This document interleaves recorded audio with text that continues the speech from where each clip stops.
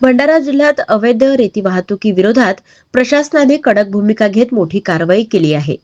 विरणी बुद्रुक तालुका पवनी जिल्हा भंडारा येथील 25 वर्षीय आरोपी विनापास व परवानगीशिवाय ट्रकमधून रेतीची चोरटी वाहतूक करत असताना आढळून आल्याने त्याच्या विरुद्ध गुन्हा दाखल करण्यात आला आहे.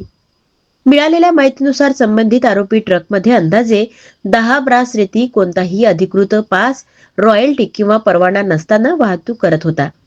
गस्ती दरम्यान संशयास्पद ट्रक थांबवून तपासणी करण्यात आली असता आवश्यक कागदपत्रे सादर करण्यात आरोपी अपयशी ठरला आणि त्यामुळे ही वाहतूक अवैध असल्याचे स्पष्ट झाले.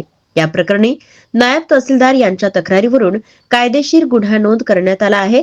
तर ही संपूर्ण कारवाई स्थानिक गुन्हे शाखा भंडारा यांच्या पथकाने महसूल विभागाच्या समन्वयाने पार पडली.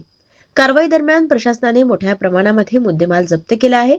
जप्त मुद्देमाल 10 ब्रास रेती अंदाजे किंमत 60,000 व एक ट्रक अंदाजे किंमत 50 लाख असा एकूण मुद्देमाल जप्त करण्यात आला आहे. एकूण किंमत 50,60,000 असा मुद्देमाल होता आणि या कारवाईमुळे जिल्ह्यातील अवैध रेती माफियांमध्ये खळबळ उडाली आहे. नदीपात्राचे संरक्षण व शासनाच्या महसुलाचे नुकसान टाळण्यासाठी भविष्यातही अशाच कडक कारवाया सुरू राहतील असा इशारा प्रशासनाने दिला आहे. तर या प्रकरणाचा पुढील तपास सुरू आहे.